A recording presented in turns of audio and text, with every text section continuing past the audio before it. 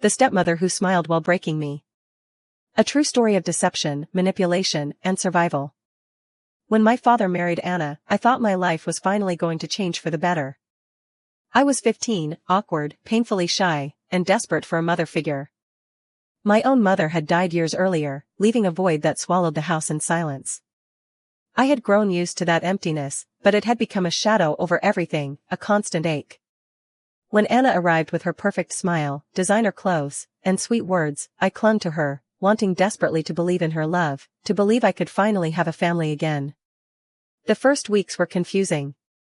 She showered me with gifts, complimented me at every opportunity, and asked me to trust her. I wanted to trust her.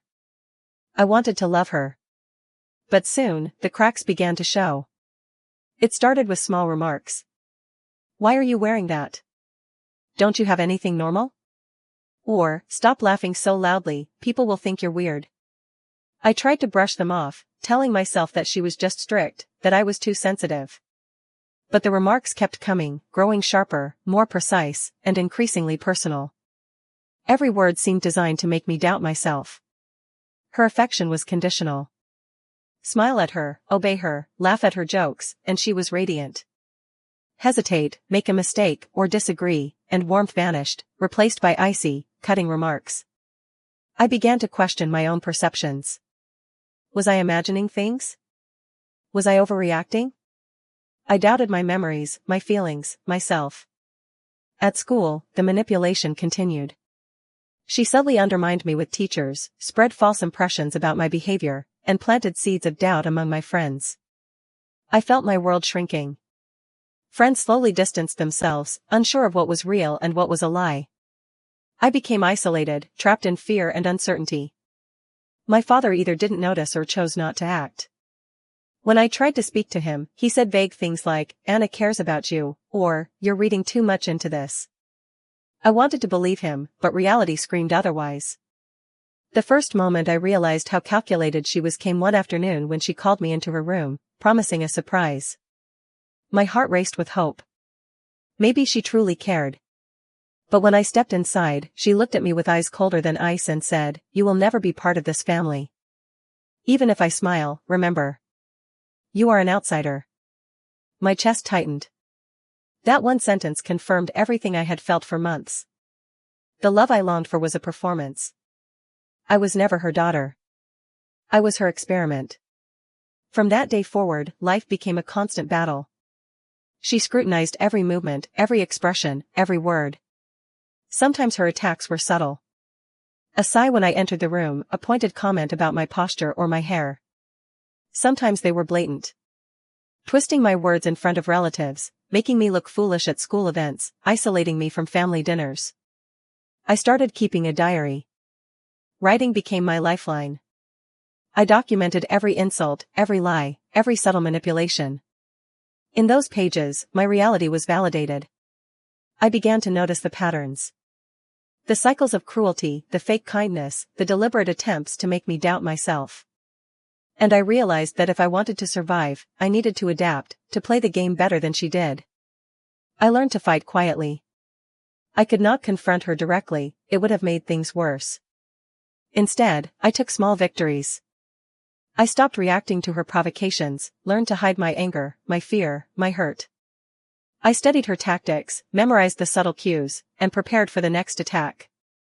Each day became a mental chess game, and slowly, I became sharper, more observant.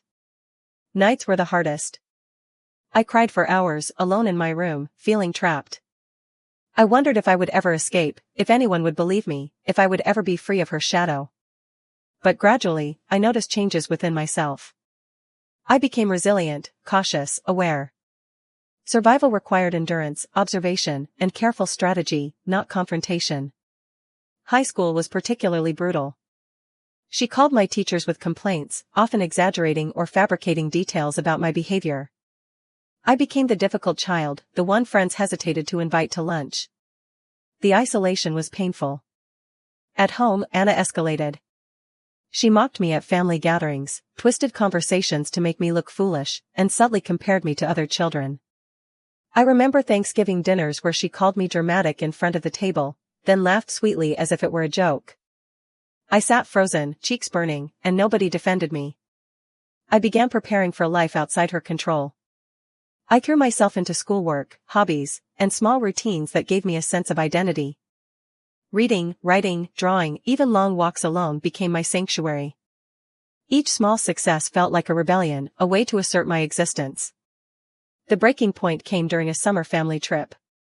She tried her usual attacks, humiliating me in front of hotel staff, mocking my appearance, isolating me from other children.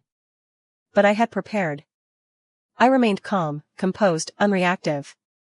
Her frustration grew visibly. She realized I was no longer her puppet. That day, something inside me shifted. From then on, I slowly reclaimed my life. I pursued independence, rebuilt friendships, and strengthened my sense of self. The scars remained but became reminders of my resilience.